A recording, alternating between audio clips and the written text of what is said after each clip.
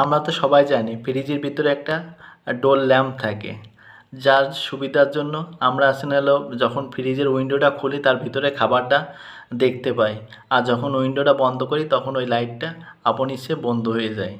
এখন অনেকে মনে করেন যে যদি এই ফ্রিজের ডোর ল্যাম্পটা যদি কোনো কারণে নষ্ট হয়ে যায় তাহলে হয়তো ফ্রিজের নষ্ট হয়ে গেছে। আসলে এটা ভুল ধারণা। ফ্রিজের ডোর ল্যাম্প অথবা ডোর সুইচের সমস্যা হয়ে গেলে ফ্রিজের নষ্ট হয়ে গেছে এটা ভাববেন না। আপনার যদি ফ্রিজের কোনো কারণে ডোর ল্যাম্প না জ্বলে অথবা ডোর সুইচের সমস্যা হয়, তখন আপনি দেখবেন যে ফ্রিজের গায়ে হাত দিয়ে দেখবেন যে গরম হচ্ছে কি না। যদি দেখেন যে গরম হচ্ছে তাহলে ভাববেন যে না, ফ্রিজের ভিতর ঠিক আছে। আর ভিতরে খাবারগুলো ঠিকমতো যদি ঠান্ডা হয় আর ডিপের খাবার যদি ঠিকমতো ডিপ হয় তাহলে বুঝবেন যে আপনার ফ্রিজের সমস্যা নেই। আর একটা সময় করে আপনি যে ফ্রিজের যে বাতিটা চেঞ্জ করে নেবেন, অথবা যদি ফ্রিজের ডোর সুইচের সমস্যা হয় তাহলে এটা চেঞ্জ করে নেবেন।